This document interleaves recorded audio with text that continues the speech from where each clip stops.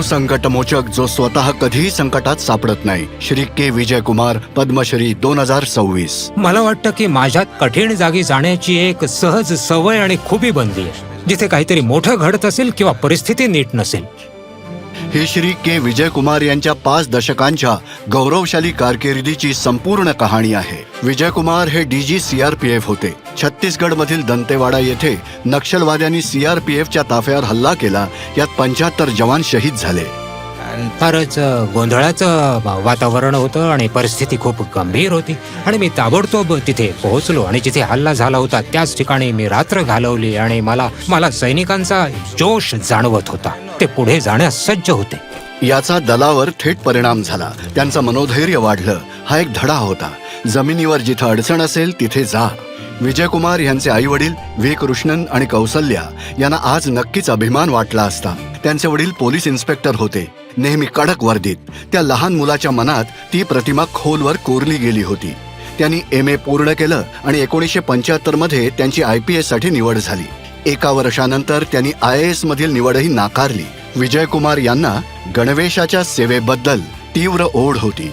आपल्या कारकिर्दीच्या सुरुवातीला त्यांची धर्मपुरीचे SP म्हणून नियुक्ती झाली, जिथे नक्षलवादी समस्या खूप गंभीर होती. लोकांमध्ये आत्मविश्वास निर्माण करण्यासाठी त्यांनी स्वतः रात्रीची गस्त घातली आणि लवकरच लक्षणीय बदल घडवून आणला. विजय कुमार यांच्या समर्पणानं सर्वांचं लक्ष वेधून घेतलं. वयाच्या 33व्या वर्षी तत्कालीन पंतप्रधान राजीव गांधी यांच्या विशेष संरक्षण गटात त्यांची निवड झाली. नंतर त्यांच्यावर मुख्यमंत्री जयललिता यांच्या सुरक्षेची जबाबदारी सोपवण्यात आली. 1999च्या कारगिल युद्धादरम्यान विजय कुमार श्रीनगरमध्ये BSFचे IG होते आणि ते फिदाईन हल्ले हाताळत होते. एका पद्धतशीर रणनीतीद्वारे त्यांच्या नेतृत्वाखालील BSFने श्रीनगरवर नियंत्रण मिळवलं. त्यानंतर विजय कुमार यांना आणखी एक आव्हान मिळालं. तामिळनाडूच्या घनदाट जंगलात लपून बसलेल्या चंदन आणि हस्तिदंताचा तस्कर वीरप्पनचा सामना करणं. 2004 मध्ये विजय कुमार यांच्या नेतृत्वाखालील विशेष कृती दलानं वीरप्पनला ठार केलं. पुढे त्यांनी अनेक महत्वाच्या भूमिका निभावल्या आणि त्या सर्वांमध्ये आपलं कर्तृत्व दाखवलं.